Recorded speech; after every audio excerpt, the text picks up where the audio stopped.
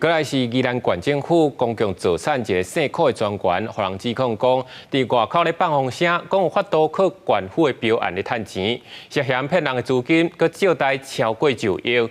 受害者已经超过50人，目前人已经走无去，钱嘛款去。县府表示，已经用控制超过3天，甲这个专员撕掉，呼吁民众若有受害的，紧报官司来解决。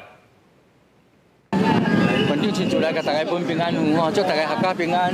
为宜兰县长林祖苗伫马祖文化展发平安符，这姓柯18人是宜兰县府聘用公共造产管理员，伊最近煞涉嫌对外讲有法度采买县府标案趁钱，向外骗钱甲借钱超过1亿，受害者超过50人。就是拢讲讲是县府的标案。安尼啊，叫人去投诉啊。就是。 就是安尼这个钱拢难款。受害者未少是平台甲地方有名人，有受害者讲今年3、4月，姓柯18人以直报的名义骗将近200万，伊伫罗东的徛家，大门拢锁起来，况且已经钱款快逃走，被害者求偿无门，已经有人向警方报案。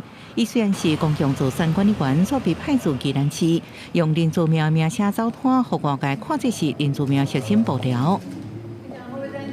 县长啊，是啊，这影响到你嘛？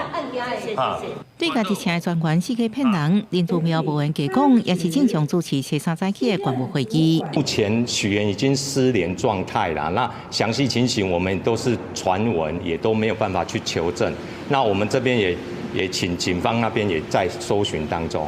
县府表示，因为人已经失联，县府用控制3天是透露外界风声无法度求证。根据了解，府内相关局处的采购案无问题，也无当事受害，佮呼吁受害者若权益受损，应用法律方式解决。另外，县府为什么聘用姓柯18人？县府讲这是县长的用人权，拢照民事法庭办理。记者综合报道。